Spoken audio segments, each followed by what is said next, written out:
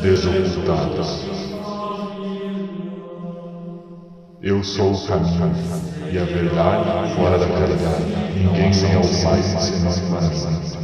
Somente o invólucro que a perição morena aparece. Nosso espírito não tem fim, é eterno. O ódio não cessa com o ódio em tempo algum. O ódio cessa com o amor. Esta é a lei de ser dito, não é o verdadeiro tal.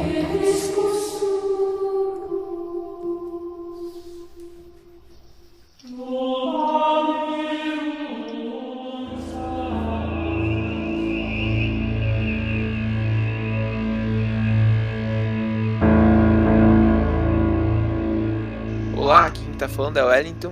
E aqui é o Gustavo. Esse é mais um episódio do Desocultados e dessa vez a gente vai falar sobre o que, Gustavo? Hoje nós vamos contar histórias dos ouvintes. Mentira! Nós não temos ouvintes, mas nós vamos contar histórias que nós encontramos na internet, em fóruns, e que são, né, segundo os seus autores, relatos verdadeiros, né? Isso aí, a gente buscou com cautela para encontrar relatos, porque eu principalmente me confundi bastante, porque encontrei muitas histórias que muitas vezes ficavam claras que eram coisas fictícias e a própria pessoa geralmente diz que é uma história fictícia, né? Uhum. Então a gente buscou mais relatos mesmos. A gente que as pessoas tiveram.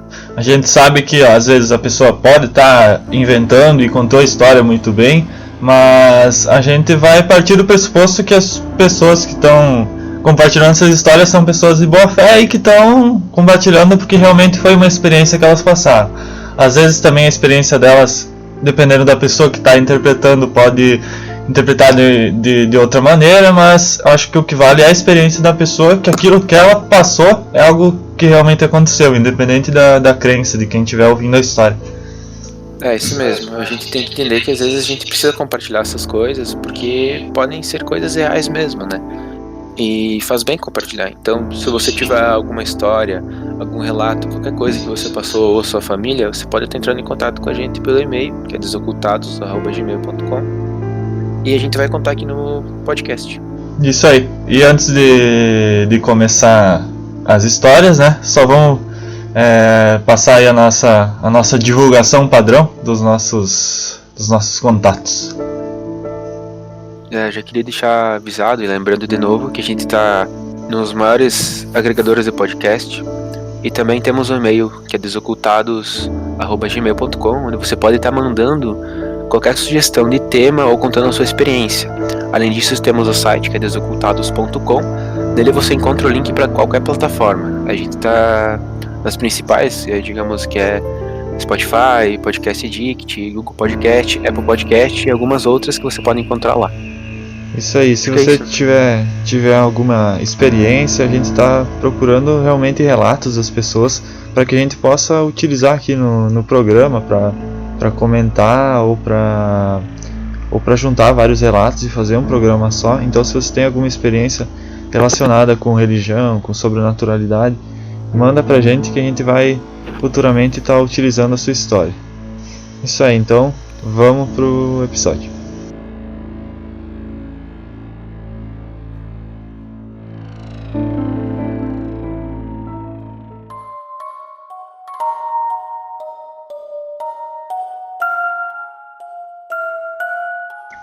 Eu sou o segurança noturno e tenho um prédio abandonado que patrulhamos uma vez por noite. Só voltamos lá mais vezes caso dispare o alarme. Toda vez que vou lá, tenho a sensação de estar sendo observado. E não sou só eu. 4 de meus colegas, incluindo meu chefe, sentiram a mesma coisa, assim como um grupo de policiais que respondeu a um alarme comigo por 2 ocasiões separadas. A pior parte é quando algo acontece. O lugar parece ter o que chamamos de semanas ativas. Mais ou menos uma vez por mês, durante uma semana, isso acontece. Quando coisas assustadoras acontecem no local durante as patrulhas, ouvimos sussurros, passos, batidas e uma forte presença. Eu tenho uma gravação no meu celular. Eu estava gravando porque eu estava sentindo que havia algo estranho. E durante a gravação, pareceu que alguém soltou um objeto pesado no chão do outro lado da sala. mas quando fui investigar não havia nada no chão naquela área que poderia ter feito aquele som. Hoje à noite, ouvi o que parecia ser sussurros enquanto estava respondendo a um alarme lá. Durante as semanas ativas, temos mais alarmes por movimento no porão, mas claro, quando chegamos lá para investigar não tem nada. Uma vez, respondi a um alarme lá e quando cheguei ao local, ouvi passos vindo do andar superior. Então saí e chamei a polícia. Entramos no prédio juntos, eu e outros 3 policiais. Todos os 3 confirmaram que podiam ouvir os passos também, mas verificamos a área toda e não encontramos nada. Alguns meses atrás, eu finalizei uma patrulha e tudo parecia bem. Eu estava andando em direção ao meu veículo de patrulha fora do prédio e ouvi o que parecia ser um grito vindo de um dos andares superiores. Era uma voz masculina e não parecia um grito de terror. Parecia alguém dando um grito de batalha ou tentando me assustar. Funcionou. Eu saí correndo de lá. Eu tenho certeza que não havia ninguém lá em cima porque eu tinha acabado de patrulhar o prédio inteiro e só tem uma entrada. E mesmo que alguém tivesse conseguido entrar de alguma forma, assim que eu saísse do prédio o alarme teria disparado caso alguém ainda estivesse lá dentro. Essa história, então, eu encontrei ela num fórum dedicado a histórias de pessoas que passaram, né, por experiências sobrenaturais. E o que a gente tem é um cara que ele é um segurança noturno e eles patrulham em diversos lugares, e um desses lugares que eles patrulham é esse lugar que está nesse relato, que é um prédio abandonado, pelo que eu entendi. E eu não sei por que motivo eles têm que patrulhar esse prédio, se alguém é dono e pede. Não sei por que alguém patrulharia um prédio abandonado. Pois é meio estranho o fato de alguém patrulhar um prédio abandonado. Só que pode acontecer. Eu lembro que eu trabalhei numa empresa de segurança e existiam muitas obras e construções que às vezes ou estavam paradas por qualquer motivo, ou o pessoal estava de férias da construção, alguma coisa assim, e eles acabavam contratando um serviço, né? Então pode ser algo do tipo também. Ah, tá. Entendi. Então o que esse cara descreve é que não é sempre que acontece, né? Mas em certos períodos da semana tem esses acontecimentos lá no local de ouvir passos, batidas, sussurros lá dentro, mas eles nunca encontraram ninguém, né? Nenhuma pessoa. Então por isso e acho que o que torna mais misterioso ainda é o fato de ser, não ser sempre. Se fosse alguma coisa que tivesse lá, como, sei lá, um rádio, ou, sei lá, objetos que caíssem, né, pela construção estar deteriorada, qualquer coisa do tipo, ia acontecer com menos frequência, ou com uma frequência muito maior do que às vezes. Sim, né? E o interessante é que não é só ele, né, que vê essas coisas, né? As outras pessoas os policiais e outras pessoas que também trabalham com a patrulha, ele falou que também já passaram pelas mesmas situações, né, de ouvir essas coisas. Pois é, esse fato de terem mais pessoas relatando isso torna menos difícil de ser uma coisa fake, né? Sim. E também de não ser alguma coisa da cabeça dele, né? Pois é. Se você já passou por alguma coisa assim de ouvir coisas e não conseguir explicar de onde vem? Pois é, quando eu era pequeno eu tinha certeza que eu ouvia passos e coisas do tipo. E isso, tipo, conforme foi passando o tempo, acabou sumindo, né? Sim. Ontem não, quinta-feira passada, eu tive no Centro Espírita e uma das questões que eles estavam estudando no Livro dos Espíritos chamou atenção, e eles falaram sobre a questão da criança, né? Até os 7 anos, mais ou menos, a criança costuma estar mais ligada ao mundo espiritual ainda, porque ela recém chegou aqui, né? Então, normalmente as crianças têm mais sensibilidade por conta disso, porque logo que elas encarnam ou reencarnam, elas têm uma maior sensibilidade justamente por estar ligado ao mundo espiritual ainda, né? E conforme tu vai envelhecendo, essas questões vão se tornando mais animalizadas, digamos assim. E talvez seja por isso que quando eu era mais menor eu tinha medo, eu ouvia coisas, e hoje eu já não escuto mais. Eu acho que assim, todas as crianças, né, elas passam por um período que elas sentem muito medo, né, e pode ser justamente essa ligação, né. É uma coisa que justificaria também, não só questões de criação, né? Mas por que as crianças sentem medo? Ou por que os cachorros às vezes não compram nada? São Sim. várias coisas que muitas vezes a gente não tem explicação, né? E que pode ser explicado dessa maneira. Sim. A única coisa assim nesse sentido que aconteceu comigo foi uma vez quando eu morava com meus avós, né? Então minha mãe ela morava em outra cidade, só que assim ela me ligava toda noite assim pra falar comigo. E um dia eu tava no computador, mexendo no computador lá na casa dos meus avós, e de repente eu tive assim com clareza assim eu ouvi a voz da minha mãe chamando meu nome. Mas assim, foi uma coisa tão clara que eu saí, eu levantei na hora e fui na janela, porque eu pensei, cara, não é possível. Aí eu olhei pela janela, obviamente não tinha nada, né? Mas e assim, na hora que eu falei, é coisa da minha cabeça, e fui sentar de volta, minha mãe tava me ligando, meu celular tava tocando, e era minha mãe me ligando. E foi muito estranho isso, sabe? Mas sua mãe não tava em casa daí?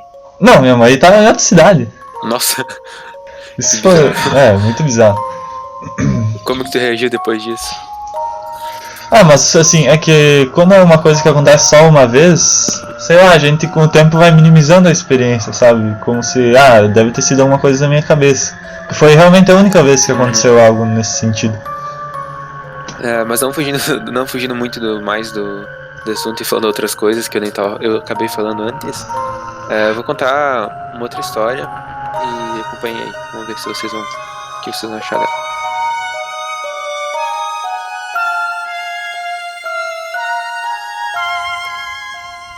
O fato que vou contar, por mais incrível que pareça, aconteceu comigo quando em minha adolescência e foi um caso verídico, sendo que até hoje eu não consigo explicar o que aconteceu. Observe que não sou louca e não tive problemas emocionais ou psiquiátricos, portanto o que aconteceu foi com minha plena lucidez e consciência. Eu não imaginei tudo aquilo. Quando em minha adolescência, eu era uma garota que não possuía muitos amigos. Era meu jeito. Eu não gostava muito de sair e ficava mais em casa lendo, assistindo filmes e estudando. Muitos achavam estranho minha atitude, mas eu não fazia por mal, eu gostava de ser assim. Tudo começou quando um certo dia na escola, no horário do intervalo, uma garota se aproximou de mim e começou a puxar conversa. Ela era muito simpática e se mostrou muito amiga. Ela disse que se chamava Luísa. Conversando, descobri que tínhamos muitas coisas em comum. Ela dizia que também não gostava muito de sair e ficava mais em casa fazendo atividades, como ler livros e assistir filmes. Devido a isso, eu também, assuntos em comum, ficamos amigas, e começamos a nos encontrar na escola e conversar quando possível. Apesar de se construirmos uma bela amizade, ela se esquivava em me dizer onde morava e sempre mudava de assunto. Dizia apenas que morava perto de uma igreja em outro bairro. Talvez pela idade que eu tinha na época, não ligava muito para as coisas, e nem liguei em descobrir os detalhes de onde ela morava. Uma coisa que eu notava é que a Luísa só conversava comigo. Nunca vi conversando com outras pessoas na escola, mas como eu também era um tanto retraída, não dei muita importância para esse comportamento dela. O tempo foi passando, chegaram as férias. No último dia de aula, nós nos despedimos. Esse momento senti uma tristeza muito grande nela. Eu disse a ela que eu iria viajar, mas no retorno das férias nós nos veríamos novamente, então teríamos muito o que conversar. Então ela apenas me olhou com um olhar de despedida e foi embora de cabeça baixa. Eu fiquei muito triste com aquela cena. Não entendi muito bem o porquê ela se comportou daquela forma. Fiquei até alguns dias com aquela imagem triste da minha amiga na cabeça. Naquele tempo nem todas as pessoas possuíam telefone e os celulares nem existiam no Brasil, motivo pelo qual era mais difícil as pessoas se comunicarem. Então não conversei mais com minha amiga especial durante as férias. Alguns dias após o início das férias, viajei com meus pais, sendo que fomos passar algum tempo no sítio do meu avô no interior. Lá era um lugar muito lindo e gostoso, o que fez com que o tempo passasse rápido. Quando menos percebi, as férias já estavam acabando. Retornamos para casa, onde passei o restante das férias, como sempre, lendo e assistindo alguns filmes. Passaram-se alguns dias e finalmente chegou o dia de reinício das aulas. Eu não havia a hora de rever minha grande amiga. Quando cheguei na escola, procurei por ela, mas não a vi na entrada. Chegando no intervalo também não a vi. Então pensei que, como nem todos voltaram no primeiro dia de aula, ela poderia também ter faltado. Mas eu também não a encontrei no segundo dia, e nem no terceiro. Fiquei então preocupado e fui pesquisar nas salas das aulas próximas, mas não a encontrei. Perguntei para os outros alunos sobre a minha amiga, e perguntei se alguma tinha visto. Mas todos disseram que não conheciam ninguém com aquela descrição. Eu fiquei preocupado e assustado ao mesmo tempo, então recorri à secretaria da escola e perguntei sobre ela. Na secretaria me perguntaram como era minha amiga. Então eu a descrevi com detalhes: cabelos castanhos, olhos castanhos, pele branca, etc. E perguntaram seu nome. eu disse que ela se chamava Luísa. As pessoas da secretaria perguntaram se eu tinha certeza sobre o nome da descrição da minha amiga. Eu disse que sim. Então eles me disseram que a única Luísa que estudava na escola era uma garota da 5ª série. Eu disse que não podia ser, pois a minha amiga disse que estudava na 7ª, então fui até a 5ª série e verifiquei eu mesma que a Luísa de lá não era minha amiga. Procurei, pesquisei, perguntei, mas ninguém conhecia a Luísa, minha amiga, e fiquei confusa, em pânico e assustada, pois tudo indicava que a minha amiga nunca esteve na minha escola. Eu nunca mais a vi. Eu encontrei ou tive notícias dela, e até hoje fico imaginando o que aconteceu, pois parece que ela nunca existiu. Essa é basicamente a história. É uma história muito semelhante com Amigos Imaginários, né, que algumas crianças acabam desenvolvendo. Sim. Nossa, cara, eu achei que no final a diretora ia falar que tinha uma Luísa na escola, mas que ela tinha morrido, cara. Sim. Quando eu tava lendo esse relato, e eu cheguei nessa parte, eu fiquei muito tenso. Porque eu não sabia que tinha depois aquela Sim. parte. Eu fiquei, meu Deus do céu. Mas mesmo assim, cara, muito... Mas é que nem essa mulher comentou, ela não teve nenhum problema psiquiátrico, nada do tipo. Ela era um pouco retraída. E apesar dos amigos imaginários serem coisas comuns em crianças que são mais retraídas, em crianças que não se socializam muito, pode ser que esses amigos imaginários de fato não sejam apenas seres da cabeça, da imaginação de uma criança, né? Sendo que 90% dos nossos pensamentos, isso é uma estimativa que foi feita, não tenho certeza quem fez essa estimativa, mas eu posso estar trazendo para pôr no blog. 90% dos nossos pensamentos não são nossos de fato, né? Eles circulam por aí e a gente é influenciado pelas pessoas. Então ser de fato um amigo imaginário é muito difícil. E ela tem convicção de que não era. E se fosse, por que quando ela voltou das férias, nas mesmas condições, ela não encontrou essa amiga dela, né? Essa parte é a mais estranha, o fato de ter sido uma coisa assim só naquele período, sabe? Eu achei que tipo ia continuar, mas é bem estranho essa parte. Essa parte ficou bem estranho mesmo. Assim, se eu fosse... Eu também, assim, já sempre tive amigos imaginários quando eu era criança, porque eu também sempre tive esse perfil mais retraído, dificuldade de socialização, e eu acho que é normal para criança criar. Mas assim, eu nunca, assim, meus amigos imaginários sempre eram, eu criava assim umas criaturas fantasiosas, mas assim, nunca foi algo que me prejudicou. Era uma relação saudável com os meus amigos imaginários, sabe? E eu mantinha isso em casa, mas tipo na escola eu tentava brincar com as outras crianças e nunca levei esses amigos imaginários pra fora ao ponto deles prejudicarem minha socialização com outras crianças ou deles serem realistas igual dessa história, de eu assim chegar a sentar e conversar com eles. Era mais uma coisa pra falar sozinho, sabe? Uma desculpa pra falar sozinho. Falar sozinho eu falo até hoje, mas hoje eu falo comigo mesmo, eu não preciso mais externalizar isso em uma entidade, assim, entre aspas, pra mim ter tipo a sensação de que eu tô conversando com alguém. Sim, sem contar que também, tipo, esse relato, ela não... Pelo que eu entendi, ela tava na 7ª série, que é a mesma série que a amiga dela tava, né? Então, tipo, ela não é mais uma criança tão criança assim. O que? Uns 13, 14 anos, né, cara? Ela já tá na adolescência, como ela mesma falou, né? E Sim. O que torna mais difícil ainda, né? De ser um amigo imaginário. Eu pensei assim, pode ser algum espírito que ficou na escola mesmo, sabe? Só que de alguém que ou não necessariamente morrido na escola, né? Porque se fosse, com certeza não, né? Mas eu acho que seria muito possível que alguém iria saber disso, né? Ia dizer, tem uma garota chamada Luísa que faleceu aqui dentro, mas ou de alguma criança que morreu, mas que era muito apegada à escola e quando faleceu ficou presa ali, de certa forma. Mas é muito estranho o fato... Coisa do tipo. Mas o mais estranho é o fato dela sumir depois. Isso que eu não consigo encontrar nada que pudesse explicar, sabe? Pois não faz sentido em qualquer um dos casos ela ter sumido. Isso talvez explica o porquê de quando ela disse que ia embora pras férias, talvez esse ser tenha ficado tão triste, né? Talvez seja o fato de que ela sabia que ela tinha só mais um período ali. Depois não poderia mais estar ali. Pode ser alguma questão espiritual mesmo, dela saber que logo ela iria transcender esse apego dela à materialização e ia passar para um plano onde ela não pudesse mais ter contato com os humanos, sei lá. Ou ela fosse levada, né? Porque nem todos os espíritos têm livre circulação, né? Sim.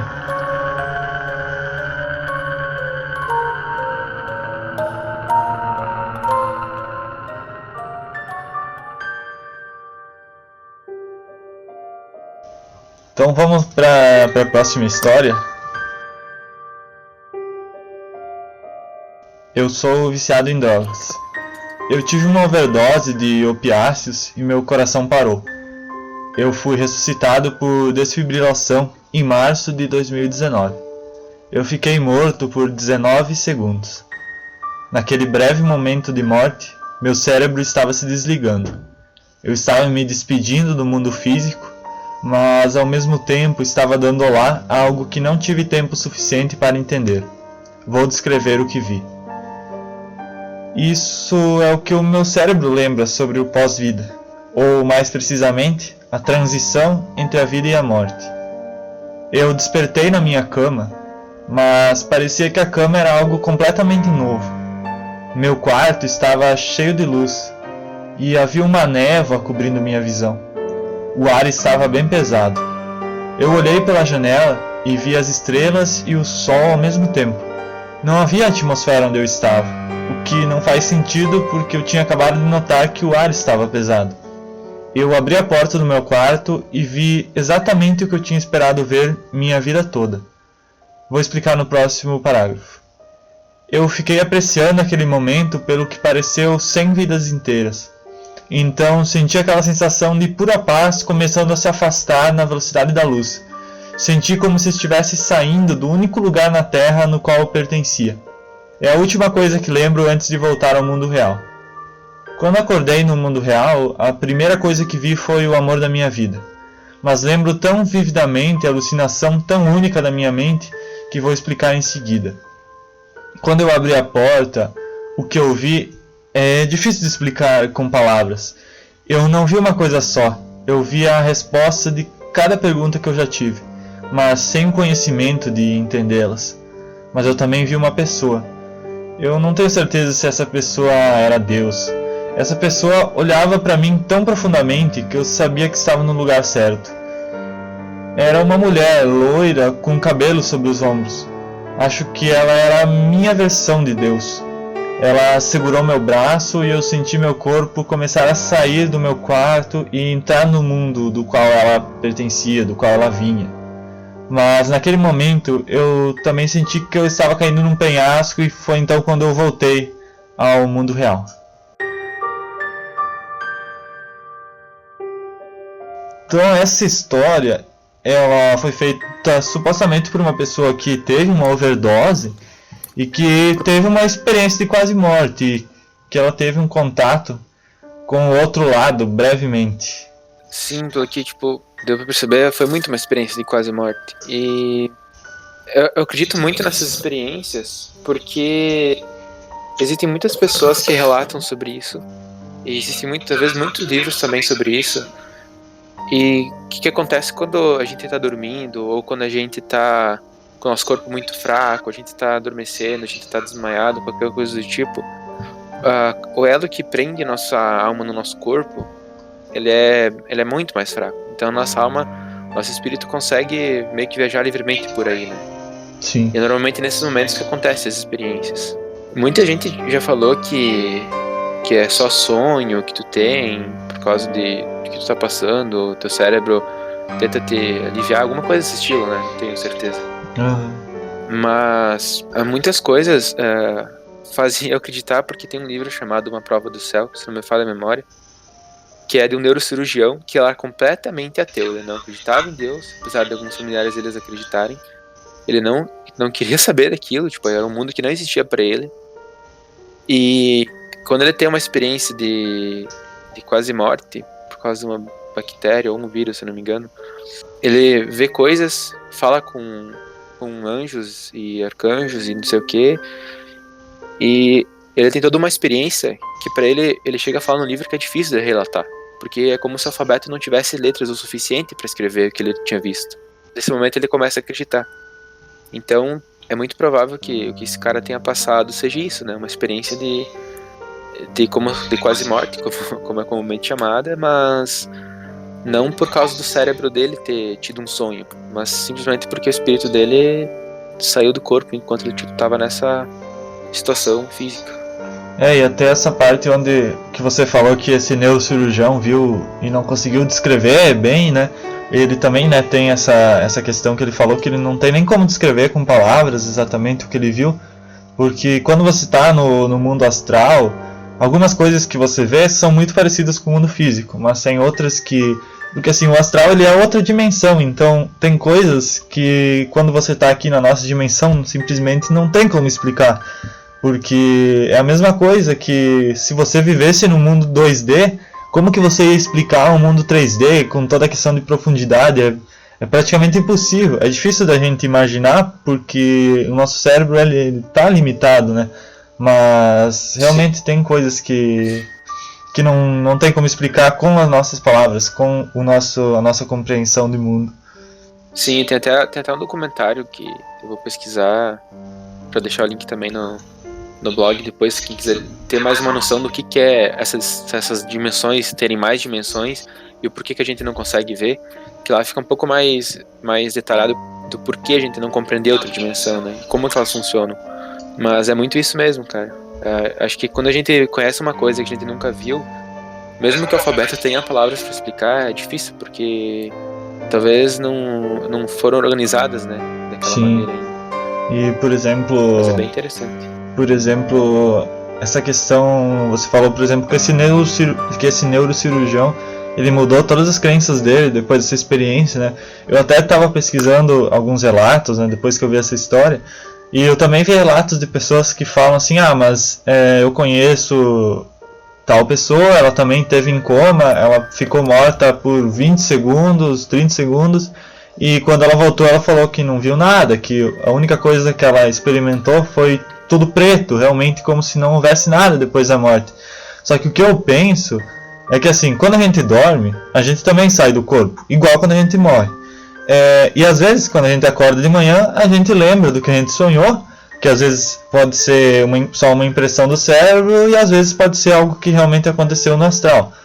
E quando a gente morre, no caso deles que morrem e voltam, eles também saíram, tiveram uma experiência no astral. A desse cara ficou muito vívida e a de algumas outras pessoas, eles simplesmente vão acordar e não vão conseguir lembrar. Eu acho que é muito parecido com o que acontece quando a gente acorda de um sonho. Sim, também acredito.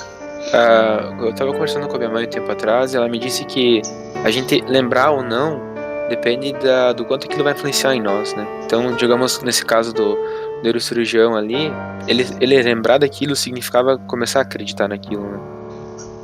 E talvez nesse caso desse cara tenha tido alguma importância para ele, ou como muitas outras pessoas, e às vezes não lembrar de um sonho, não lembrar de alguma coisa que a gente vivenciou durante o período que a gente passou no plano astral, pode ser porque a gente não está preparado para receber aquilo, né? Sim. E o que tu acha daquela mulher que ele viu nos sonhos e que queria guiar ele adiante? Eu acredito que possa ser tipo aquele bom gênio, o guardião da pessoa, né? Aham. E eu falo bastante coisas de acordo com o espiritismo porque é o que eu tô estudando agora, mas é o que tá fazendo sentido pra mim. Então nesse caso da mulher, talvez tenha sido um antepassado dele, ou algum familiar dele que tá guiando ele, ou até mesmo qualquer outro espírito que tenha sido designado como bom gênio dele, como o guiador dele, e é isso aí. Eu também tinha pensado exatamente nisso, que podia ser tanto o guardião como alguém ligado a alguma vida anterior dele, sabe? De alguma outra reencarnação em que a pessoa estava esperando ele de certa forma. E aí quando ele veio, a pessoa foi puxar ele, mas ele voltou a tempo, né? Sim. Ele falou que ele sentiu um desconforto quando isso aconteceu, né? Sim. Como se ele tivesse sendo tirado do lugar que ele nasceu para estar. E isso é interessante, até é sobre essa questão do espírito protetor e tal, de ser familiar. Então, teve uma menina do centro espírita que relatou que foi entregue a ela a resposta que a avó dela, que tinha falecido, era a guardiã e a pessoa que estava guiando ela no plano astral, né? Isso é muito legal, né?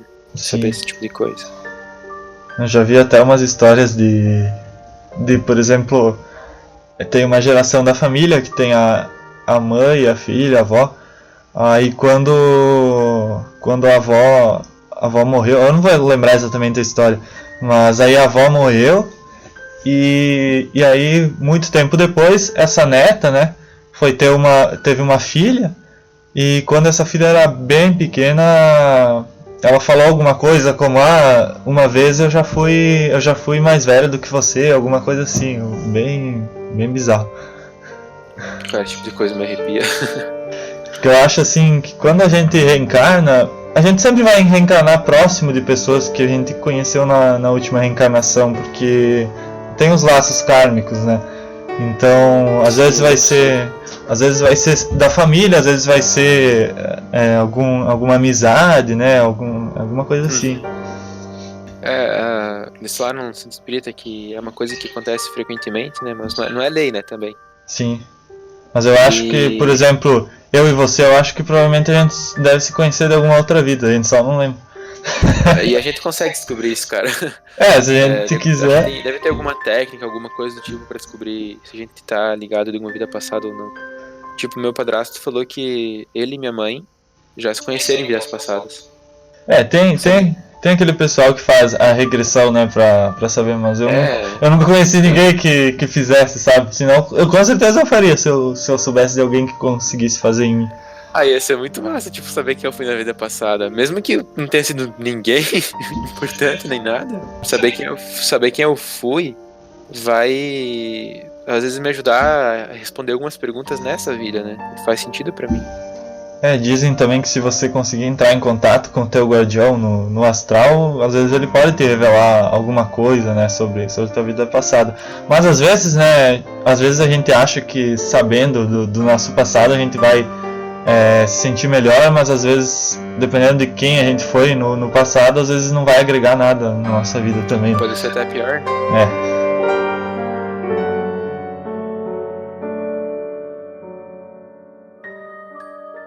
A segunda história que eu trouxe, ela é um pouquinho mais curta, só que ela é um pouco mais intensa porque ela basicamente aconteceu com a minha avó e não faz muito tempo, foi esse ano. E aconteceu em várias regiões do país, isso, várias pessoas. E o que minha avó relatou foi mais ou menos o seguinte: ela já era de madrugada, 3, 4 da manhã, se não me falha a memória, e ela estava dentro de casa.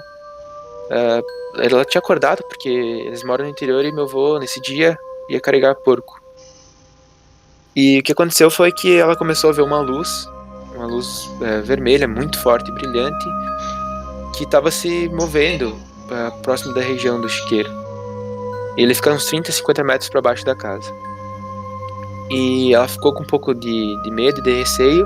Ela chamou meu avô, chamou meu tio e as pessoas que estavam ali perto da casa, e todos eles viram a luz. E o que é mais curioso é porque ela se movia. Ela era muito grande, me falaram que tinha tipo o tamanho de uma bola, e ela se movia em torno do chiqueiro e tal. Depois ela foi por trás do chiqueiro, passou por um outro chiqueiro que tinha logo para baixo, também uns 30 metros, e foi subindo e subindo e subindo até que sumiu por cima do muro. Algumas pessoas disseram que talvez pudesse ser um meteoro ou alguma coisa do tipo, mas a verdade é que não faz sentido, porque se fosse um meteoro, como que ele ia se mover da maneira que se moveu? Sim. E eu conheço minha avó, conheço meu avô, conheço meu tio. Eu sei que eles não são pessoas loucas, né? Não ia inventar uma história dessas. Todo mundo que tava lá viu aquilo. Todo mundo que tava lá presenciou aquilo. Então, a menos que exista algum efeito do gás que é produzido pelas fezes dos animais ali, que ocasiona o mesmo tipo de alucinação, com o mesmo tipo de experiência, não faz nenhum sentido isso ser mentira, né? A gente não sabe o que é isso. Eu não cheguei a conversar muito com minha mãe sobre isso, nem com a minha avó, mas eu também não tenho noção do que possa ter sido isso. Talvez foi um espírito, talvez foi, sei lá, um ser elemental, alguma coisa do tipo, mas quando ela contou, ela estava muito séria, ela estava muito... porque foi uma experiência muito intensa para ela, né? Sim.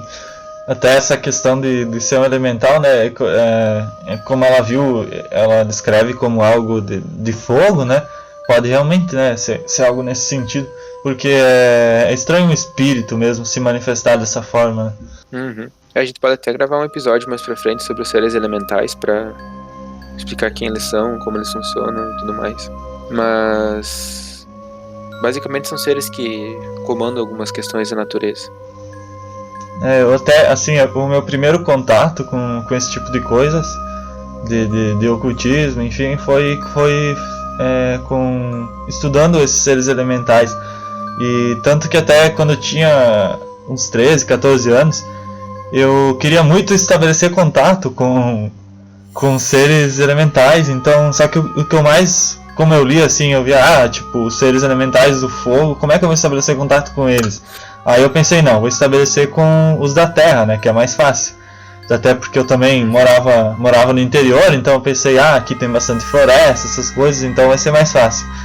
E aí, eu lembro claramente, né, eu até perguntei pro meu primo, porque eu falei, cara, me confirma que isso é verdade e que eu não tô louco. E ele falou, não, realmente aconteceu, porque faz bastante tempo. Que eu falei pra ele que eu queria fazer esse contato com duendes, gnomos, essas coisas, né.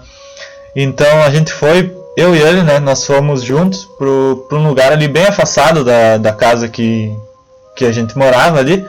A gente foi no meio do mato e a gente levou várias moedas, porque naquela época eu tinha pesquisado na internet e aí tinha um pessoal falando, leva, pra você atrair os duendes, você leva umas moedas pra eles, aí você fala algumas coisas, isso aqui é uma oferenda pra vocês e tal, e eles vão vir buscar. E na minha cabeça eu pensei, vou deixar lá e eles vão aparecer na minha frente. Aí a gente foi, até que a gente achou um lugar que era mais... porque assim, era bastante mato, mas tinha uma árvore que era mais afastada, um lugar ali que a gente iria lembrar depois, né?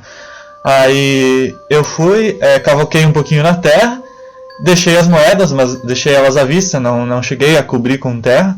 E daí eu e ele, né, mas só eu que falei, eu não lembro exatamente as palavras que eu usei, mas eu falei que era pros duendes e que a gente ia deixar aquelas moedas ali pra eles, porque eu sabia que eles iam aproveitar a prata, não sei o que, aquelas moedinhas de prata de 5, 10 centavos, né. E depois a gente foi, a gente seguiu a estrada ali no meio do mato e foi mais pra cima, olhar ali num lugar que a mata era mais fechada, pra gente procurar os duendes realmente, pra ver se a gente encontrava eles. E aí a gente ficou tipo uns 15, 20 minutos lá pra cima procurando os duendes e obviamente a gente não viu nada, né. E aí eu falei, vamos voltar pra casa, né. E aí a gente tava voltando pra casa e passou naquela árvore onde a gente tinha deixado as moedas. Aí quando a gente passou na árvore eu falei, vamos olhar pra ver se eles pegaram, né. Cara, quando a gente chegou lá, o lugar que eu tinha cavocado na terra tava vazio, não tinha mais nada. E eu até falei pro meu primo, eu falei, cara, eu falei esses dias, né, pra ele que eu ia contar essa história, eu falei, me confirma que a gente realmente viu isso, porque ou será que eu tô maluco? Passou tanto tempo que eu comecei a criar isso. Ele falou, não, eu lembro também claramente que isso aconteceu. E até hoje, sei lá, não sei explicar como, porque tipo, se fosse um lugar aberto, eu ia dizer, outra pessoa passou e pegou, porque tipo, mas era no meio do mato, cara, não tem como alguém ter passado e ter pegado as moedas e a gente não ter visto, cara, é muito bizarro. Nossa. Deve ter sido meio tenso também, né? Tipo, só tu tá no meio do mato e tu descobre que as moedas sumiram. Não, a gente voltou pra casa na hora, cara, mas tipo, e nunca mais eu fiz isso, nunca mais eu cheguei a fazer as oferendas. Porque a gente vai lá com a esperança, né? A criança vai com a esperança de ver, mas quando vê, fica com medo, né? Não, acho que é convencional, né? E nem às vezes nem é o fato de ser um ser diferente, mas o fato de ser desconhecido. De ser inexplicável. Cara, deve ter sido uma experiência muito tensa. Eu até vou aproveitar que tu contou a história da tua avó pra contar uma história que a minha avó conta. É um pouco diferente dessas histórias de espírito, que na verdade a minha avó ela teve um contato com um personagem do folclore brasileiro. Até as primeiras vezes que eu vi quando eu era criança eu dava muita risada, porque a gente aqui no Brasil a gente não tem um costume a gente acha o nosso folclore engraçado, Quando na verdade ele é só uma expressão, como qualquer mitologia de qualquer povo europeu que a gente acha tão foda, tem tanta validade quanto, né? Mas a gente, sei lá, acho que a gente aqui no Brasil é educado a achar engraçado essas coisas, quando na verdade não deixam de ser sérias. E hoje eu já vejo essa história da minha avó com um pouco mais de maturidade, e como foi realmente uma experiência que ela não, eu sei que ela não tá mentindo, que alguma coisa ela realmente viu, e esse foi o jeito que ela interpretou na época, porque era a bagagem intelectual que ela tinha, né?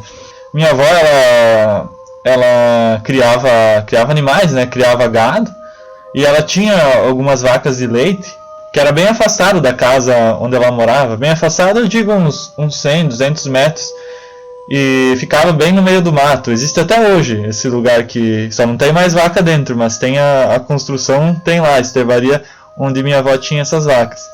E então ela teve um dia que ela estava lá tirando o leite das vacas, e quando ela foi sair, ela viu claramente, segundo ela, né, no meio do mato, a figura do Saci Pererê. Ela descreve exatamente como a gente conhece no folclore: um menino negro com um gorro vermelho, cachimbo e com uma perna só. E minha avó falou que ele viu ela, e quando ele viu ela, ele saiu saltitando e se afastou, entrou no meio do mato e sumiu.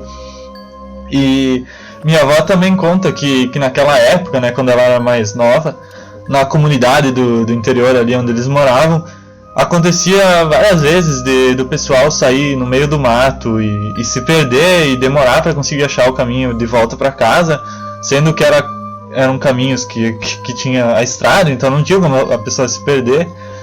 E que para quem conhece o folclore, o Saci, dizem que ele faz as pessoas se perderem, né, quando elas entram no meio do mato.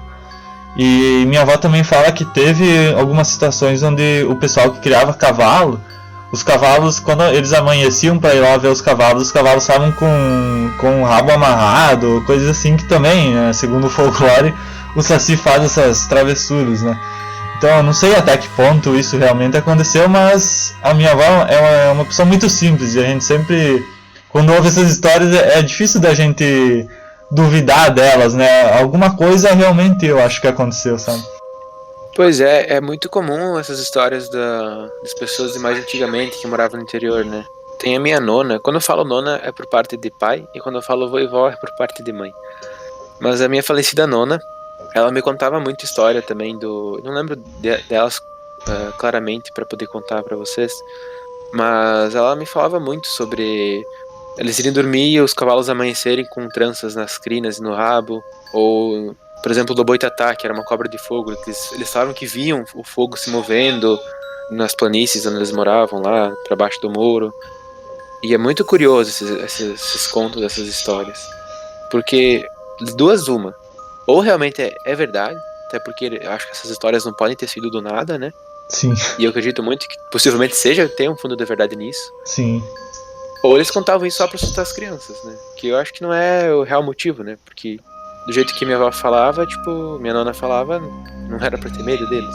Sim, minha avó também nunca contou isso como no sentido de assustar, era mais uma coisa assim que ela não conseguia explicar, sabe? Ela achava legal contar a história dela. Pois é, às vezes a gente meio que negligenciando isso acaba sendo um pouco ruim com eles, né? Porque Sim. acho que existe muita coisa desconhecida. Acredito muito nisso. Coisas que a gente não consegue explicar, coisas que a gente não tem discernimento, e esses casos que os antigos contam pra gente podem ser todos reais. Não é impossível, entende? E até, eu não digo aqueles relatos que tu vê que são falsos, né? Que passam na televisão às vezes e tu vê que é tudo montagem. Mas principalmente dessas pessoas que moravam no interior, de ver o curupira, de ver que mais que tem o boitatá, o saci e vários outros seres do nosso folclore. Até assim, o nosso folclore se formou justamente por causa do relato dessas pessoas, então acho que sempre existe um fundo de verdade nessas coisas, né? Pois é, talvez hoje acho que não é muito mais frequente, até teve uma urbanização muito grande, É, né? exatamente. Eu também acho. Sem contar também as questões como o desmatamento e outras coisas, né? Que acaba reduzindo espaço para seres desse tipo habitarem, né? A gente até tem que gravar um episódio sobre folclore brasileiro. Acho que é um tema assim que é muito negligenciado, sabe? Vai ser. A gente vai tentar então fazer um negócio mais complexo aí, mais bem estruturado. Porque mesmo que não seja talvez tão uau quanto alguma coisa das mitologias lá nórdicas, etc e tal, é uma coisa nossa, né? Não pode Sim. ser deixada de lado. Faz parte da nossa identidade.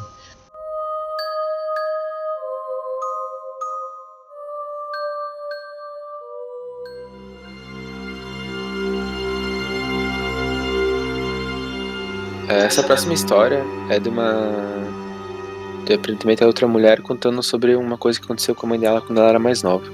E eu vou ler pra vocês. Minha mãe hoje está bem velhinha, com 86 anos, e quase não se lembra mais de nada.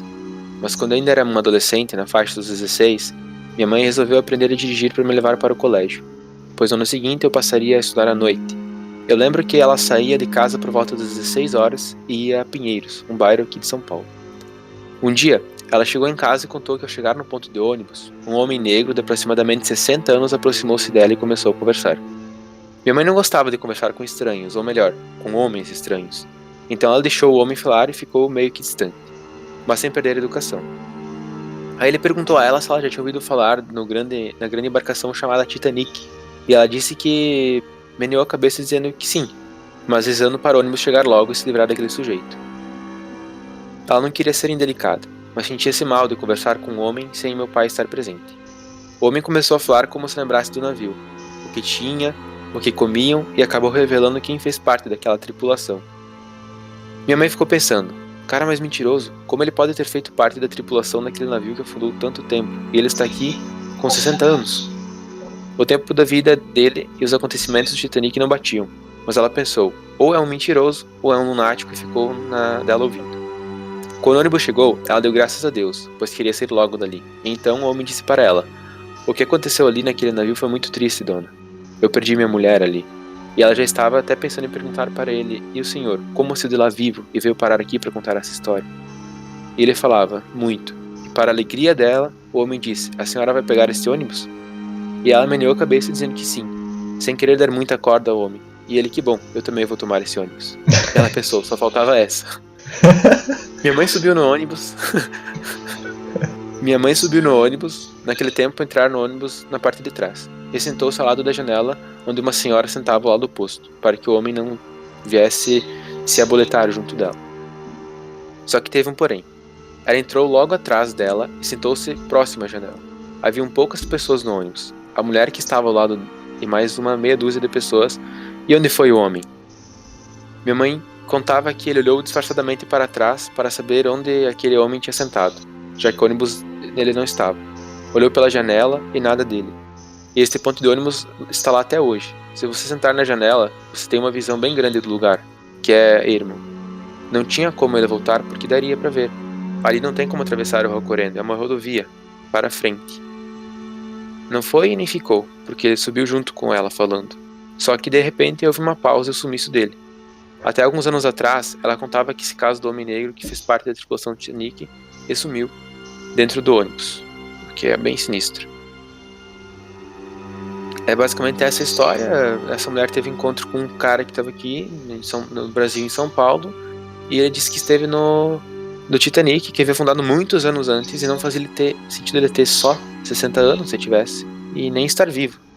E acontece muito esse tipo de caso em alguns elevadores. Tem muitas histórias famosas, algumas que são só histórias, alguns que são relatos, de pessoas conversarem até certo ponto, contar certa história e de repente desaparecer. Nossa, possivelmente essa mulher, ela tinha talvez uma mediunidade e possivelmente ela não viu mais por medo, alguma coisa assim. Ela acabou fechando a mediunidade dela e ela teve a conversa com esse cara que nunca foi esclarecida, né?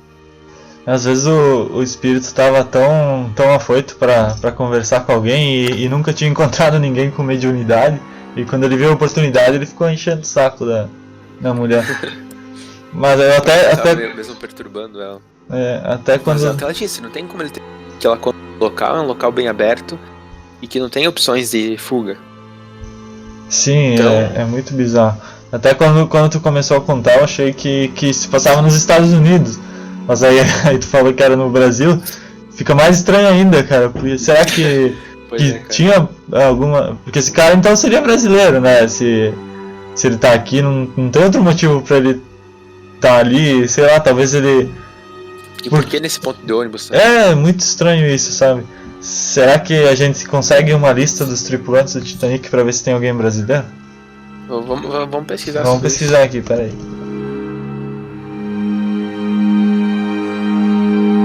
isso. Olha, eu achei um relato aqui de uma sobrevivente brasileira que fala sobre a tragédia. Então possivelmente tinha brasileiro sim. Cara, tinha um cara chamado José Joaquim Brito, do Brasil, de São Paulo. Pera aí, cara, isso aqui tá estranho. Na segunda classe. Não. Aqui é o destino dele. O destino dele era o Brasil, mas não tem nenhum brasileiro. Cara, que estranho. Talvez se o cara tivesse vindo pro Brasil, ele... Ó, eu pesquisei, eu dei Ctrl F Brasil na lista dos tripulantes. Não, olha isso. Esse cara, sabe qual que era o destino dele? Chuta. Não, Brasil? Mais especificamente São Paulo. Sim, São Paulo. E ele era português, o que explicaria ele falar em português com a... Cara, isso é muito tenso. Ele tinha 32 anos, é isso? Ah, mas ela falou que era um cara de 60. 60. A não ser que ele envelheceu no astral também, não sei se faz sentido isso. É que, se eu não me engano, a forma como o cara se apresenta pode ser diferente. Tipo, você nem sempre vai ver a pessoa como ela realmente foi. Pode ser que tu tá vendo uma imagem daquela pessoa de como ela se imagina, entendeu? Então, como ele morreu, sei lá quanto tempo atrás... Como ele ainda ficou meio apegado à matéria, ele foi envelhecendo, assim, mais lentamente, mas envelheceu também. Sim.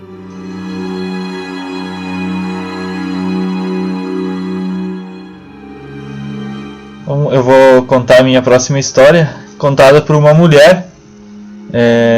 O relato é o seguinte: pode ser uma grande coincidência, mas é difícil receber uma ligação às 3 da manhã, especialmente de um número errado. Minha filha era recém-nascida e eu era uma mãe que dormia muito pouco. O telefone tocou às 3 da manhã, acordando meu marido e eu. Ele levantou para atender e quando ele saiu da cama, eu senti algo debaixo de mim. Eu estava deitada sobre a minha bebê. Eu devo ter levado ela para a cama para amamentar e peguei no sono. Era exatamente o que meus pais me avisavam para tomar cuidado e eu me senti horrível por ter cometido aquele erro. Mas minha filha estava bem. E meu marido voltou para o quarto dizendo que quando atendeu era alguém falando uma língua que ele não entendeu, então ele desligou. Ficamos muito abalados e tomamos precauções para isso nunca mais acontecer de novo. Minha filha hoje tem 18 anos e gosta de pensar que foi um anjo guardião que a salvou naquela noite. Então, essa história é bem curtinha. É de uma mãe, ela conta algo que aconteceu há 18 anos atrás, quando ela tinha a filha dela, ainda bebê, estava amamentando ela. E ela pegou no sono e, como estava na cama, ela caiu em cima da filha e nem percebeu. E só ela podia ter sufocado a menina, né, se tivesse ficado um pouquinho mais de tempo ali, mas misteriosamente o telefone tocou às 3 da manhã e quando o telefone acordou eles viram, a mãe viu que tinha deitado em cima da filha e conseguiu tirá-la daquela situação a tempo. Então é uma coincidência muito grande pra gente não deixar isso fora de pauta, né? E o cara falava uma língua estranha. Às vezes eu penso assim, né? Que nem a filha disse que pode ser um anjo guardião. Tá, pode ser sim.